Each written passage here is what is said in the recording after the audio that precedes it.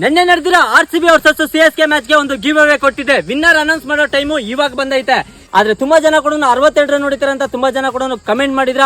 ಆ ಕಮೆಂಟ್ ಗೆ ಯಾರಿಗೆ ಹೈಯೆಸ್ಟ್ ಲೈಕ್ ಬಂದೈತೆ ಅವ್ರಿಗೆ ಫಸ್ಟ್ ಬೋ ಫುಲ್ ಬಾಟಲ್ ಸಿಗ್ತೈತೆ ಅಂತ ಕೂಡ ಹೇಳಿದೆ. ಸೆಕೆಂಡ್ ವಿನ್ನರ್ ಗೆ ನನ್ನ ಕಡೆಯಿಂದ 500 ರೂಪಾಯಿ ಡೈರೆಕ್ಟ್ ಫೋನ್ ಪೇ ಕೂಡ ಮಾಡ್ತೀನಿ ಅಂತ ಹೇಳಿದೆ. ಅದೇ ತರ ಕೊಟ್ಟಿರೋ ಮಾತು ಕೂಡ ನಾನು ಇವತ್ತು ಉಳಿಸ್ಕೊಂತ ಇದೀನಿ. ಫಸ್ಟ್ ವಿನ್ನರ್ ಯಾರಪ್ಪ ಅಂತಂದ್ರೆ ಇಟ್ ಇಸ್ ಮಿ ಶಿವು ನಂದಿ ಅಂತ. ಇವರು ಕರೆಕ್ಟ್ ಆಗಿ 62 ರನ್ ಹೊಡಿತಾರೆ ಅಂತ ಕಮೆಂಟ್ ಮಾಡಿದ್ರು.